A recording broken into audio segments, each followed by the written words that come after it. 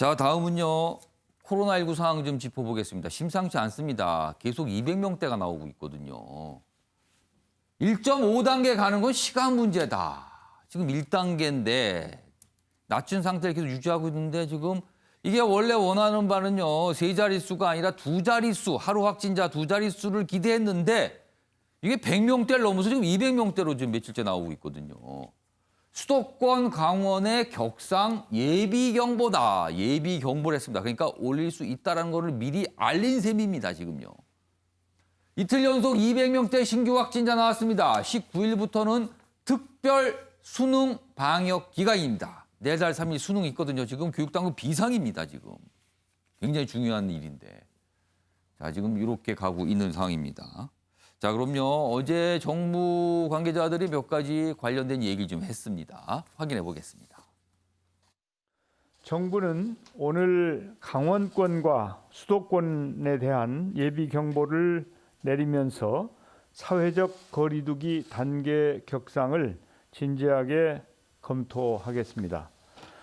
수험생들이 감염 위험에 노출되는 일이 최소화될 수 있도록 11월 19일부터 2주간을 수능 특별 방역 기간으로 운영합니다. 정부는 각 권역별 감염 확산 상황을 살피며 단계 상향 등 필요한 조치가 즉시 이루어질 수 있도록 사전 준비를 하겠습니다.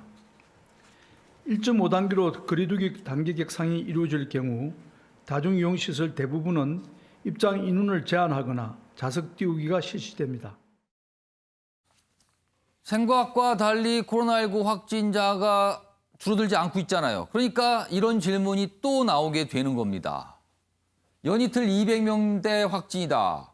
섣불리 1단계로 낮췄다가 상황이 악화됐다. 이런 지적이 나오는 겁니다.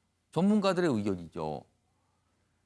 코로나 3차 대유행 우려다 이렇게 돼 있습니다. 여기 보시면요. 작은 제목으로 된 부분을 좀 보겠습니다. 사우나, 학교 등 곳곳에서 집단 감염. 유럽으로 간 축구 대표팀도 7명이나 확진입니다. 이거 우리 또 이른바 축구 전력에 또 이게 차질을 빚었어요. 전문가들 지금 나오는 확진자는 이미 열흘 전 감염된 걸로 봐야 한다. 그렇다면 뭡니까? 최근 며칠 사이 감염된 건 더 있다 나온다는 거잖아요.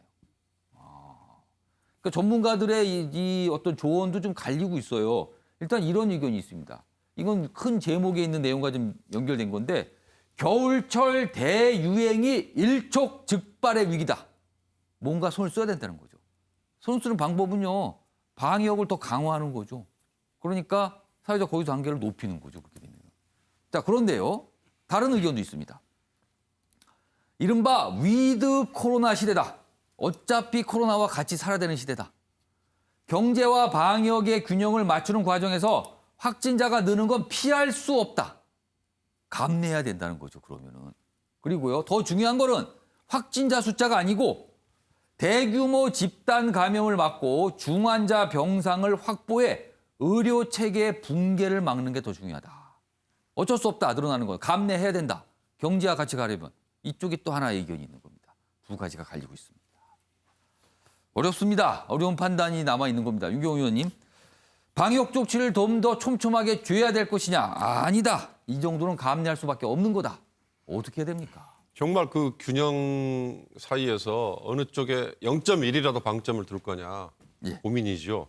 최근에 나타난 현상을 보면 확진자 숫자가 저렇게 늘어난다는 불안감도 있지만 그거 이외에도 무증상 감염자가 많더라. 그러니까 젊은 층의 확진. 그다음에 젊은 층, 나이 예. 불문하고 젊은 층들도 많더라.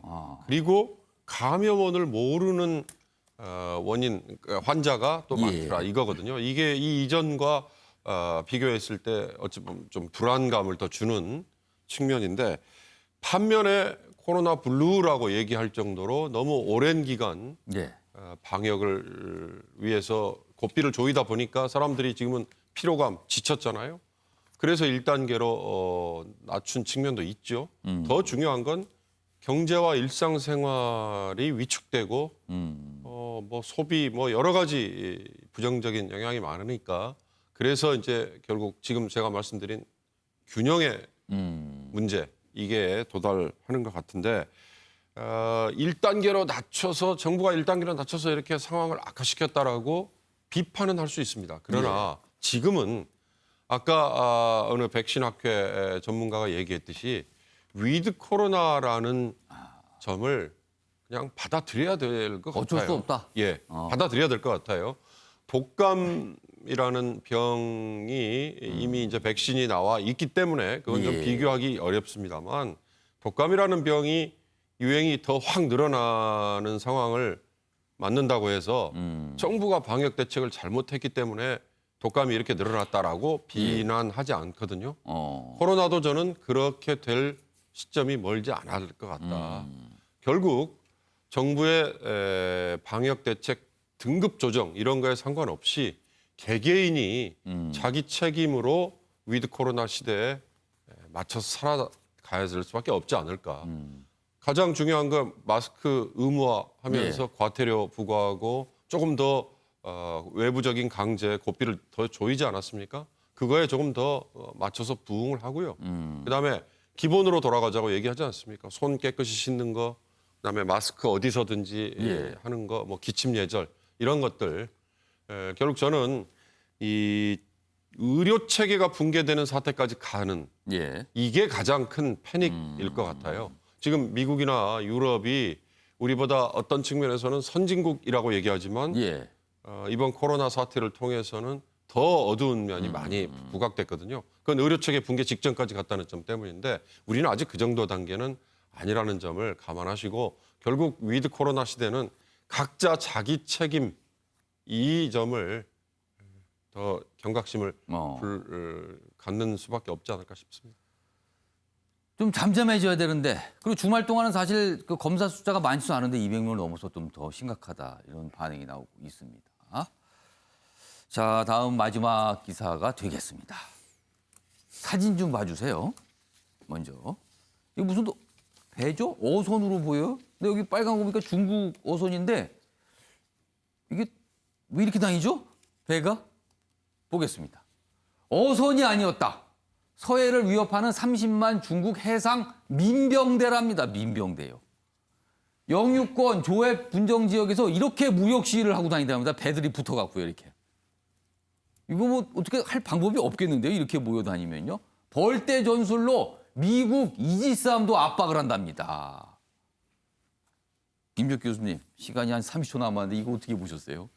제가 볼 때 가장 중요한 문제는 동아시아 지역의 평화 안정을 위한 지역 차원의 안정적인 상황들을 만들어야 될 것 같고요. 좀 그런 측면에서는 좀 바이든 당선인 시대가 와서 미중 간의 갈등 문제가 좀 최소화됐으면 좋겠고요. 그런 게 벌어져야 제가 볼 때는 그 해상 사원에서 벌어지는 문제 같은 경우도 나름대로 의미 있게 국가가 조율할 수 있다는 생각이 들기 때문에 그렇게 진행됐으면 좋겠다는 생각을 하게 됩니다.